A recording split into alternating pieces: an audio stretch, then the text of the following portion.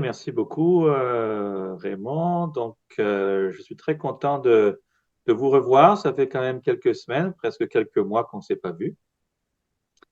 Et on va faire un suivi sur ce qu'on a vu les dernières fois, voir où est-ce qu'on en est. Mais j'aimerais qu'on commence tout d'abord par une prière. Euh, je vais présenter une vidéo. On va simplement regarder la vidéo. Vous pouvez aussi prier. Prier avec la vidéo, vous laisser imprégner par l'Esprit du Christ qui nous anime ce soir, afin que le Christ puisse nous parler à chacun, chacune, de manière à ce qu'on puisse, avec lui, construire son Église. Alors aujourd'hui, on va continuer sur cette lancée du renouvellement de la paroisse, revitalisation de la paroisse. Et nous avions donc fait plusieurs sessions ensemble. Et la dernière fois, on avait un peu de travail à faire, en quelque sorte. La première, c'était de continuer à faire prier nos communautés pour la transformation missionnaire de la paroisse et puis pour les personnes que l'on cherche à rejoindre. On était aussi appelé à rassembler une équipe missionnaire qui va aider le prêtre, le conseil de pastoral à s'engager dans la transformation missionnaire. Et enfin, avec les diapositives qui avaient été mises sur le site du diocèse d'Amos et les formations qu'on a suivies ensemble, de former l'équipe. Commencer à former l'équipe tranquillement, la mission de la paroisse, ce qu'on a vu ensemble, le processus pour faire des disciples et les facteurs de croissance. Alors, ma question pour vous ce soir, et on va commencer avec ça, c'est de savoir où est-ce que vous en êtes. Non pas qu'il y a des bonnes réponses ou mauvaises réponses, mais simplement pour s'encourager mutuellement et voir qu'est-ce qui a été possible de faire depuis les dernières semaines, derniers mois. Bien. Alors, la dernière rencontre qu'on a eue ensemble, il y a eu 2 questions qui ont été posées. Et je vous avais promis qu'on y répondrait cette fois-ci. La première, c'était comment rejoindre les personnes qui ne viennent pas à la communauté chrétienne. Ça, c'était une grande question, une question à 100 piastres, 1000 piastres ou plus, parce que c'est vraiment au cœur de l'évangélisation. On essaye de rejoindre les gens qui ont soit décidé de quitter l'Église ou qui n'ont jamais vraiment fait une rencontre personnelle avec Jésus pour vouloir cheminer en Église. Alors, c'est la première question à laquelle on va répondre. Et la deuxième, ça va être comment engager davantage de personnes de la communauté chrétienne. Donc, je vais vous proposer un outil en particulier avec une orientation nouvelle. Je pense que vous allez apprendre quelque chose de nouveau. D'abord, rejoindre les personnes qui ne viennent pas à la communauté chrétienne. Allez, on peut dire les étapes. Hein. Si vous êtes pasteur, un prêtre, curé, si vous êtes un conseil de pastoral ou une équipe missionnaire, eh bien, la vision, bien sûr, c'est pas que vous fassiez tout. Au contraire, c'est plutôt d'engager, d'avoir cette vision, hein, cette volonté d'engager l'ensemble de la communauté chrétienne. Par notre baptême, notre confirmation, on a chacun, chacune cette mission à sa manière, et on va le voir plus tard, à sa manière de partager le Christ avec les autres. Il y a le pape Jean-Paul II qui avait écrit dans un document qui s'appelle Les fidèles laïcs. Les fidèles laïcs, précisément parce qu'ils sont membres de l'Église, ont la vocation et la mission d'annoncer l'Évangile. Donc ça fait partie aussi des formations qu'on peut donner ici et là dans notre communauté chrétienne. Rappeler que être chrétien, c'est pas juste aller à la messe, être des bonnes personnes, aller se confesser, mais c'est aussi s'engager à faire ce qu'on peut pour partager la bonne nouvelle. Le deuxième élément, eh bien, c'est non seulement de faire prier la communauté chrétienne dans son ensemble, mais c'est de proposer à chaque personne de la communauté chrétienne de prier chaque jour pour être missionnaire. Parce que tout ça, ça peut se faire seulement par la grâce de Dieu. On le sait que construire l'Église, c'est pas nous, c'est Jésus. Je bâtirai mon Église, Jésus a dit. Alors, il nous faut collaborer avec lui et se mettre dans une disposition. Donc, la prière personnelle quotidienne qu'on peut proposer à tous les paroissiens. Un exemple, Père Céleste, merci pour cette nouvelle journée. Utilise-moi aujourd'hui pour partager ton amour. Guide-moi vers les personnes que tu as déjà préparées à entendre ta parole. Aide-moi à leur rendre service. Inspire-moi alors que je leur parle. Ouvre leur cœur et donne-leur la grâce de te connaître. Amen. Alors, au fond, cette prière est importante parce qu'elle nous met en condition. Elle nous rappelle notre mission à chaque jour et elle fait un appel à la grâce de Dieu. Puis c'est là qu'on voit que des choses se mettent en place quand on prie, non seulement communautairement, mais de façon personnelle. Alors, voilà un autre élément que l'on peut faire dans la paroisse, à part prier tous ensemble. Le troisième élément, bien sûr, c'est d'inviter toujours à une plus grande intimité avec le Christ.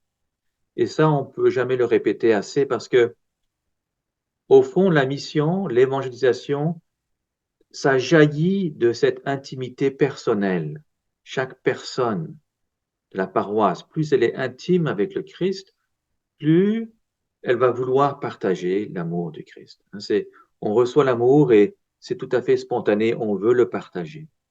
Donc ça, c'est un élément dans les enseignements, que ce soit en petits groupes ou par les homélies, même les dialogues personnels qu'on a avec les autres paroissiens, paroissiennes, cette intimité avec le Christ. C'est ce que Dieu veut par-dessus tout, c'est qu'on soit intime avec lui. Hein. C'est pas d'être des actifs. Oui, on peut s'activer. Hein, c'est Marthe et Marie. Mais d'abord et avant tout, l'intimité avec le Christ. Le quatrième point, hein, quand on se dit qu'est-ce que je peux faire communautairement et personnellement pour rejoindre des gens qui ne viennent pas à l'église, eh bien, ça passe par le service. Parce que l'amour qu'on a pour les autres, qui se traduit en service, rendre service, eh bien, c'est bien plus fort que n'importe quel discours. N'importe quel discours. Les poser des gestes de service, et ça commence par sa famille, ça commence par son voisinage, sa communauté, là où les gens, être avec les gens qui ne viennent pas à l'église, ne pas s'enfermer avec des amis qu'on connaît qui vont à l'église, ils sont catholiques, pensent comme nous. Non, on va se laisser déranger par les autres, on va aller vers les autres, on va faire les premiers pas. On peut participer à des activités caritatives qui sont soit de la paroisse ou même d'autres organismes autour de nous. On fait du bénévolat, on aide, et c'est comme ça que on avance d'abord et avant tout dans l'évangélisation. Ce sont les premiers pas essentiels, hein, donc la prière personnelle et le service. Là, je vous propose comme une méthode. Quand les gens vous poseront la question dans la paroisse, qu'est-ce que je peux faire pour ramener des gens à l'église? Alors voilà, vous avez certains points qu'on continue. L'autre, bien sûr, c'est non seulement de rendre service, mais c'est de créer des liens avec des personnes nouvelles. C'est pas toujours facile, mais ça arrive et le Seigneur nous aide.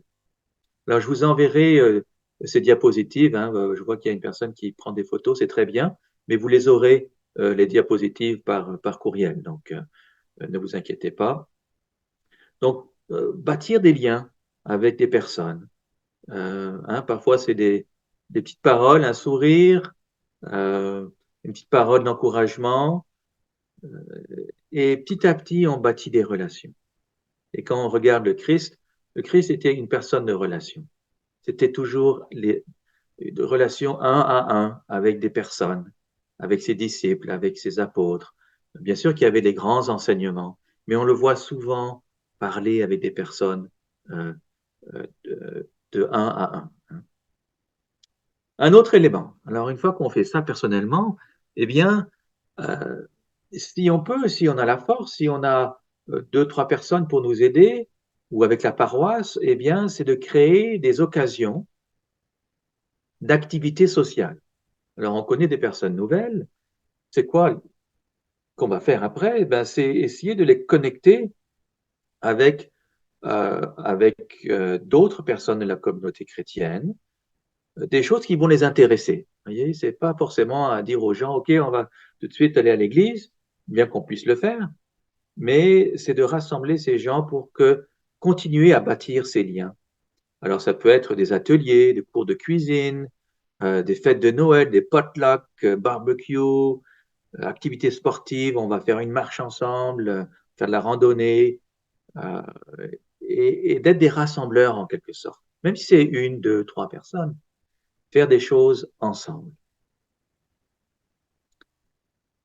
Ensuite, eh bien, c'est là où on va créer des environnements accueillants pour y inviter des personnes nouvelles. C'est ce qu'on appelle des petits groupes. Mais ça peut être chez vous, ça peut être pour prendre le thé, un barbecue, même un repas. Et encore une fois, c'est une question d'être humain, de se démontrer vraiment qu'on est humain et qu'on aime les personnes. Créer des environnements accueillants. On accueille. On parle de l'accueil en Église. Mais ce n'est pas seulement dans l'Église, c'est chez nous. Est-ce qu'on est capable d'ouvrir nos portes? Est-ce qu'on est capable de créer des petits groupes pour être ensemble? Et ces petits groupes, eh bien oui, ce sont des groupes d'évangélisation quand même. À un moment donné, eh bien, on va chercher à présenter la bonne nouvelle. Et il y avait une personne qui parlait des cellules d'évangélisation tantôt. Des cellules, oui, un petit groupe, une cellule où, après tout ce qui a précédé, hein, la prière, si on prépare la terre, recevoir la graine, la prière, la personnelle, créer des liens, rendre service, eh bien, on invite dans ces petits groupes où, à un moment donné, vous savez, quand on a fait un potluck, bien là, on peut dire aux personnes, vous savez, on a aussi un petit groupe. Et puis, on présente des vidéos sur la foi. Et si vous voulez, vous pouvez venir, ça nous ferait plaisir de vous avoir. Venez juste une fois voir qu'est-ce que c'est. Alors, vous pouvez vous servir de vidéos comme Alpha ou d'autres vidéos qui existent, qui présentent le Kérigme. Le Kérigme, on l'a vu dans nos sessions, c'est l'annonce très simple. C'est quoi l'essentiel de la bonne nouvelle? Jésus qui nous aime, Jésus qui nous appelle, qui veut nous pardonner, Jésus qui veut nous aider et qui nous promet la vie éternelle. Alors, dans ces petits groupes, on peut lire des passages de la Bible ensemble, à tour de rôle, et puis après, on pose la question, ben, euh, qu'est-ce qui vous a rejoint dans ce passage? C'est juste écouter, hein, être à l'écoute, c'est pas d'enseigner, c'est vraiment écouter les gens là où ils en sont. Échanger, écouter, faire participer les personnes, partager des témoignages personnels de ça. Qu'est-ce que Dieu a fait dans sa vie? Euh, Aussi, dans ces petits groupes, on propose des ressources. On peut proposer des ressources comme des livres sur la foi, des articles, d'autres vidéos qui vous ont rejoint. Souvent, ce qui nous rejoint, on est capable d'en parler avec plus d'enthousiasme parce qu'on a été rejoint par ces ressources. Et dans ces petits groupes, on peut aussi prier pour les besoins des personnes. Souvent, les gens, ah ben j'ai été malade, j'ai la Covid, ah ben tiens, vraiment la Covid. Si on avait été en petit groupe, on aurait prié pour l'abbé Raymond parce qu'il y a un besoin où les personnes disent, moi j'ai mal au dos, ou j'ai mal à la hanche. Eh bien, quelle belle occasion de dire, ben, prions pour vous maintenant, et prier avec les personnes quand elles sont là. Pas seulement dire, ah, je prierai pour toi plus tard, mais on peut entourer la personne et puis on peut dire aux gens, ben, levez la main vers cette personne. On va faire une prière pour que Jésus la bénisse, que Jésus la guérisse, que Jésus la visite. Et puis, en temps et lieu, hein, si on fait quelques rencontres avec des gens, il y aura toujours des gens qui vont vouloir continuer. eh bien, c'est là qu'on peut parler du baptême, si elles ne sont pas baptisées, parce qu'il y a de plus en plus de personnes au Canada qu'on rencontre qui ne sont pas du tout baptisées. Ou ça peut être des personnes qui n'ont pas été confirmées, qui ont été baptisées mais pas confirmées. Euh, et éventuellement, on dit, ben, dans l'année, il y a un temps où dans l'Église, vous pourriez recevoir le baptême, vous pourriez recevoir les sacrements, de la confirmation, de la communion. À ce moment-là, ces personnes, quand elles se montrent intéressées, c'est bon de les prendre à part de ce groupe-là pour avoir peut-être une petite formation spéciale. Si vous l'avez dans votre paroisse, vous pouvez leur offrir le RICA, qui est le rite d'initiation pour les adultes. Et puis, alors bien sûr qu'à travers tout ça, il faut bien se dire que ça ne va pas sans obstacle. Parce que, on le sait, il y a une dimension spirituelle à l'évangélisation. Et c'est étonnant de voir comment, quand on veut s'engager à amener des gens à Jésus, eh bien, des obstacles se présentent. Pas toujours des grands obstacles, mais c'est là et ça peut être surprenant, mais il faut s'y préparer et persévérer malgré tout. Donc, voilà tout un programme, hein. Je vais revenir au début pour qu'on le regarde juste une deuxième fois ensemble. L'idée pour le pasteur, c'est d'inspirer les gens dans la communauté chrétienne et pour le conseil de pastoral de réfléchir à comment est-ce qu'on peut inviter tout le monde à se dire oui, je suis missionnaire, oui, je peux faire quelque chose pour transmettre l'évangile. Proposer la prière personnelle quotidienne à chaque membre de la communauté chrétienne. Inviter toujours plus à être intime avec le Christ, à rendre service autour de soi, à bâtir des liens avec ses voisins. Parfois, on ne connaît même pas nos voisins. Parfois, l'aider à déneiger son entrée de garage, lui demander si ça va bien. Les petites choses qui créent des liens de confiance avec les personnes. Et ensuite, on peut proposer aux gens qu'on a commencé à connaître, ben, faisons une activité ensemble. Allons faire une randonnée. Je vous invite à un potluck, à un barbecue. Puis là, ça devient un plus social, pas juste de un à un. Et là, on crée dans ces environnements des petits groupes aussi, des lieux où on va présenter l'évangile. Donc, ces gens qu'on a rencontrés, on sait oui, on peut les inviter à l'église, mais parfois, l'église n'est pas toujours le lieu à inviter les personnes tout de suite. Si l'église est prête, si l'église a de l'accueil, on a de la bonne musique, on a des belles homélies, on sait que l'expérience va être bonne, ben oui, invitez-les à l'église. Mais parfois, l'église n'est pas tout à fait prête. Alors, faisons des petits groupes, d'ailleurs, qui vont compléter la vie d'église. Hein, c'est d'être ensemble en petits groupes pour partager, pour prier ensemble, se soutenir, voir des vidéos, alors toutes les choses qu'on a vues ensemble. Les petits groupes sont essentiels dans l'évangélisation parce que ce sont des lieux où on peut inviter des personnes et parler de la foi. Pas écouter, surtout écouter les personnes. Éventuellement, on va les inviter à la paroisse parce que on est connecté avec la communauté chrétienne et bien sûr au sacrement. Mais les petits groupes sont essentiels. Et ça, c'est un élément éventuellement à, à mettre en place dans les paroisses, des petits groupes d'évangélisation. Alors, voilà pour cette première question. Je vais arrêter le partage de l'écran. On ne pourra pas faire réagir tout le monde, mais peut-être 2, 3 personnes peuvent réagir ou si vous avez des questions par rapport à ce qui a été présenté jusqu'à présent. Engager plus de personnes de la communauté chrétienne. Alors, je sais bien que cette question, c'est surtout en pensant aux personnes qui sont déjà là. On se dit, ah ben, les paroissiens qui sont là, comment est-ce qu'on peut les engager plus? Alors, moi, je vais aborder la question d'une façon un petit peu différente. Dans le sens où c'est pas d'engager les personnes dans ce qu'on fait déjà, mais d'engager les personnes dans l'évangélisation.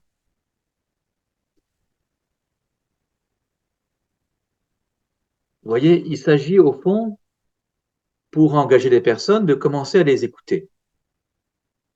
Donc on a des paroissiens, paroissiennes, des jeunes, pas beaucoup de jeunes, mais surtout des moins jeunes, de tous les âges et puis de toutes les sortes. On est tous différents. On a chacun nos dons. Et je parle de l'évangélisation. C'est-à-dire que c'est pas tout le monde qui est à l'aise pour parler de sa foi. Euh, c'est pas tout le monde qui est à l'aise pour animer un petit groupe. Il y a bien des choses qui sont pas toujours faciles pour tout le monde. Alors, quels sont les dons parmi les personnes qui sont présentes? Parce qu'il y a différentes façons d'évangéliser. Et l'idée ici, c'est de rassembler les paroissiens à un moment donné pour une matinée ou un temps ensemble et de discerner leurs dons pour l'évangélisation. Alors, il y a des dons relationnels. Hein, la personne qui a un don relationnel, il est à l'aise dans les relations avec les autres, puis il apprécie établir des liens avec autrui. On a vu que ça fait partie de l'évangélisation. Il y en a pour qui c'est facile, il y en a pour qui c'est moins facile. Il y a des dons intellectuels. Il y a des gens qui aiment partager leur foi parce qu'ils aiment les discussions. Ils aiment les discussions sur la foi et c'est ça qui les rejoint dans l'évangélisation. Il y a des gens qui sont attirés par la liturgie. On voit des jeunes aujourd'hui, oh, ils sont très axés sur la liturgie. Il faut que la liturgie soit bien faite, puis un peu plus traditionnelle. Ils aiment ça. Mais ils y croient. Et pour eux, c'est une façon de rejoindre, euh, de baigner dans la richesse de l'Église et dans l'Esprit Saint. Il y a des gens qui sont attirés par les médias sociaux. C'est facile pour eux d'aller sur YouTube, sur Facebook, Instagram, puis d'autres, et ils sont capables de rentrer en communication avec d'autres et même de partager leur foi. D'autres types d'autres dons pour l'évangélisation, le service. Ça, c'est essentiel. On est tous plus ou moins appelés à servir. Eh bien, des gens qui aiment ça, pour eux, c'est naturel. Ils veulent aider les autres. Ils veulent être au service de la communauté ou d'autres personnes dans le besoin. Il y a des gens qui sont des artistes. Hein. Ils aiment la musique, ils aiment chanter, ils aiment dessiner. Et pour eux, c'est une façon de véhiculer des valeurs, des thèmes catholiques ou au niveau de leur foi. Et il y a des personnes qui veulent, ils se disent, ben moi j'aime ça aussi parler avec des personnes d'autres confessions chrétiennes. On en a pas, il y a qu'une personne qui a eu cette intervention ce soir, qui a parlé de l'écuménisme. Je pense que c'est Monsieur Bernard de Maupoux. Et on aime discuter et ça fait partie de l'évangélisation, de la mission. Et éventuellement, peut partager sa foi catholique quand on se respecte les uns les autres. Des personnes qui se disent, ben moi, je veux juste vivre ma foi, il faut être authentique dans la vie de tous les jours, incarner les valeurs de l'Évangile. D'autres personnes qui vont dire, moi, je suis intéressé par d'autres religions. J'ai ma foi catholique, j'y crois, mais je suis aussi ouvert, puis j'aime ça rentrer en dialogue avec des personnes d'autres religions. D'autres personnes qui disent, moi, ce que j'aime, c'est la famille. C'est essentiel de partager sa foi dans la famille, avec mes enfants. J'aime prier avec mon mari, ou j'aimerais ça pouvoir parler avec mes cousins, cousines qui sont loin de la foi. Enfin, il y en a encore deux ou trois, là. Il y en a, c'est des dons charismatiques. Pour eux, ils sont intéressés par les manifestations de l'Esprit Saint. On les voit dans les lettres de Saint Paul, la prophétie, la guérison, parler en langue. Il y a encore des groupes charismatiques qui sont en vie dans nos paroisses. Euh, pour certains encore, c'est se donner soi-même, hein, le sacrifice personnel, renoncer à son confort, jeûner, euh, donner de son temps et de ses ressources, hein, c'est le sacrifice. Puis enfin, on en voit, ça arrive aussi, qu'il y a des gens qui disent, moi, je pense qu'il faut aller dans les rues, hein, et puis partager l'évangile dans les espaces publics. Je veux distribuer des tracts. Il y en a qui sont capables de faire ça. Mais c'est pas tout le monde. Voyez comment il y a toutes sortes de façons d'évangéliser. Et on trouve pas toutes ces façons-là dans la paroisse, mais plusieurs de ces façons, plusieurs de ces dons pour l'évangélisation. Ah, pardon, il y en a encore un, c'était celui de la prière. Et puis, il y a une personne qui en a parlé ce soir. Moi, je prie, je vais à la messe. Puis, prier, hein, prier, et c'est sûr qu'on est tous appelés à prier pour l'évangélisation, pour prier pour les âmes. Dans l'ancien temps, on disait prier pour la conversion des pécheurs. Notre-Dame à Lourdes, hein, il faut prier pour la conversion des pécheurs. Alors, voyez, tous ces dons, il y en a beaucoup. Et souvent, on n'est pas cloisonné dans une façon spéciale ou unique d'évangéliser. On a tous plus ou moins des dons dans différentes façons d'évangéliser, selon nos intérêts, selon nos capacités naturelles, selon nos désirs. Alors, c'est ici que c'est important d'écouter parce que, en particulier, la question des petits groupes. Quand on discerne ces dons parmi les paroissiens et on se rend compte qu'il y a deux, trois personnes qui aiment telle façon d'évangéliser, peut-être deux autres qui aiment une autre façon d'évangéliser, eh bien, on peut rassembler ces personnes dans des petits groupes de manière à ce qu'ils puissent développer des petites activités, faire des petites choses dans le sens de ce qu'ils aiment faire. Alors, voici tous les différents types d'évangélisateurs dont on a parlé, relationnels, intellectuels, liturgiques, médiatiques, les médias, le service, la prière, etc. Je vais un petit peu vite parce que le temps passe, hein. Vous aurez les diapositives envoyées par courriel. Il y a beaucoup de types d'évangélisateurs. Oh, est-ce que j'ai sauté une... Voilà, je passe un petit peu là, simplement pour vous dire que nous avons mis au point un outil qui peut vous être utile. Vous vous dites, ah ben oui, monsieur Giffard, ça a de l'allure, plus ou moins, ça a de l'allure, oui, ça a de l'allure. Alors, on va aller dans le sens de discerner les dons des personnes dans notre communauté chrétienne et on propose un questionnaire. Alors, on a bâti un questionnaire qui est sur le site du diocèse de Pembroke que vous pouvez télécharger. Il y a l'adresse qui est ici, vous pourrez cliquer sur le lien et vous aurez ce questionnaire dont vous pourrez vous servir en disant aux paroissiens, paroissiennes, voilà, on prend une heure, 2 heures, puis on va remplir ce questionnaire. Là, vous allez vous rendre compte quels sont les dons de vos paroissiens et vous pouvez les grouper, les mettre ensemble en petits groupes. Alors, voilà, au fond, là, je reviens juste un petit peu euh, en arrière pour se rappeler des étapes. Se rappeler des étapes, parce que c'est important de se les rappeler. La première étape dans la conversion missionnaire, c'est de se dire, oui, il nous faut changer. On prend une décision, le prêtre, le conseil de pastoral, les marguilliers ensemble se disent, oui, il faut absolument faire quelque chose. Sinon, on s'en va vers la mort, au fond. Et on voit des paroisses qui ferment. C'est vraiment triste. Donc, on se décide. On dit, on va faire les efforts nécessaires. Ensuite, c'est la question de la prière. Constituer une équipe missionnaire pour que le prêtre ne fasse pas tout seul, ni même le conseil de pastoral. Une formation pour se servir de ce qui a été présenté pour aider cette équipe missionnaire à bien comprendre comment être missionnaire en paroisse. On a parlé aussi, quand c'est possible, d'amener des personnes visiter d'autres églises missionnaires, quand c'est possible. Peut-être c'est pas possible, vous êtes isolé, c'est correct. Et voilà, donc on est maintenant à la cinquième étape, c'est de discerner les dons d'évangélisation des paroissiens.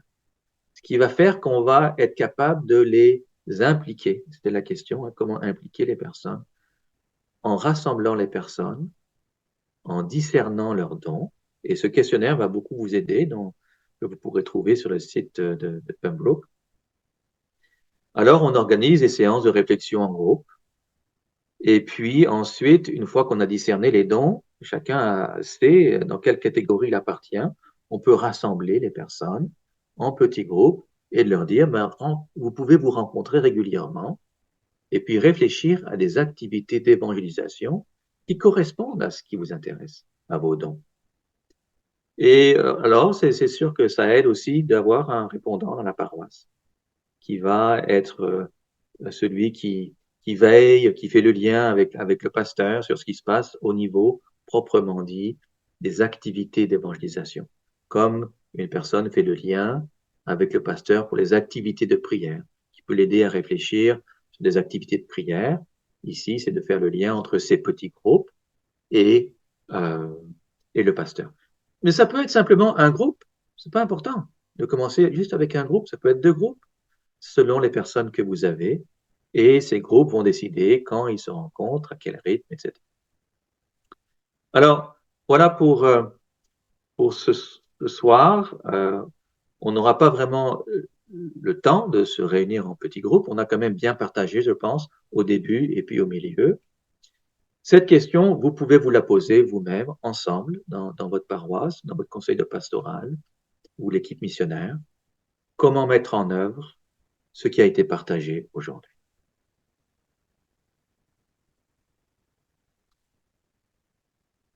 Voilà, il est presque 8h30. J'aime bien respecter l'horaire qu'on s'est donné. Vous avez d'autres choses aussi à faire, d'autres occupations. J'espère que ceci a été enrichissant, qu'on fait un pas de plus et qu'on puisse continuer à se rencontrer pour faire le point, hein.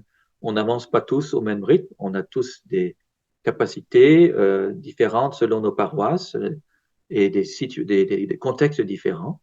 Alors, l'important, c'est d'avancer petit à petit. Hein, c'est de faire pousser un arbre, hein, l'évangélisation, pour porter du fruit. Ça prend du temps et de la patience.